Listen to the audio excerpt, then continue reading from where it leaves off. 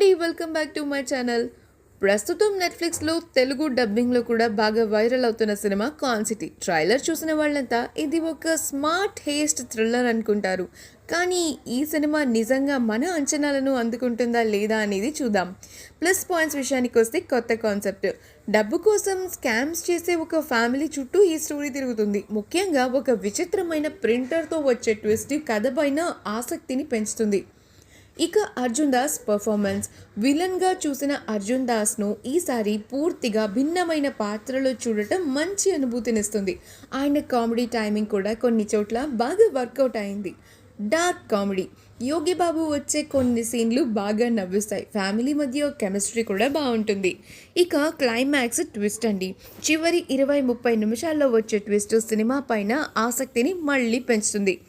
ఇప్పుడు minus points విషయం గురించి మాట్లాడుకుంటే స్లో నెరేషన్. సినిమా మొదటి భాగం చాలా నెమ్మదిగా సాగుతుంది. అసలు కథలోకి వెళ్ళడానికి చాలా ఎక్కువ సమయం తీసుకున్నట్టు అనిపిస్తుంది. ఇంకా లాజిక్ మిస్ అయ్యే సీన్స్ చాలా ఉంటాయండి.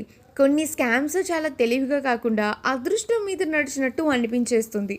దీంతో థ్రిల్లింగ్ ఫీల్ కొంత మిస్ అవుతాం. ఇక ఎక్కువ రన్ టైం. దాదాపు 2.5 గంటల నిడివి ఉండడం వల్ల మధ్యలో కొంత బోర్ అనిపించే ఛాన్స్ ఉంటుంది. ఇక హీరోయిన్ పాత్ర. అన్నాబెన్ లాంటి మంచి నటికి స్క్రీన్ స్పేస్, పాత్ర బలం తక్కువగా అయిపోయినట్టు నాకు అనిపించింది. ఫైనల్గా చెప్పాలంటే కాన్ సిటీ ఒక కొత్త ఐడియాతో వచ్చిన క్రైమ్ కామెడీ. కానీ ఆ ఐడియాను పూర్తి స్థాయిలో ఉపయోగించుకోలేదేమో అని నా ఫీలింగ్. అయినప్పటికీ అర్జున్ దాస్ నటన, కొన్ని కామెడీ సీన్స్, క్లైమాక్స్ ట్విస్ట్ కోసం ఒక్కసారి చూడొచ్చు. నా రేటింగ్ అయితే 3/5. అయితే చూడాలా వద్దా అనే విషయానికి వస్తే క్రైమ్ కామెడీలు ఇష్టమైతే తప్పకుండా ఒకసారి చూడండి. అర్జున్ దాస్ ఫ్యాన్ అయితే మిస్ అవ్వకండి. కానీ ఫాస్ట్ పేస్డ్ థ్రిల్లర్ ఎక్స్పెక్ట్ చేస్తే మాత్రం కొంచెం డిసప్పాయింట్ అవ్వకి తప్పదు. మీరే మూవీ చూస్తే మీకు ఎలా అనిపించిందని కింద కమెంట్స్లో తెలియజేయండి.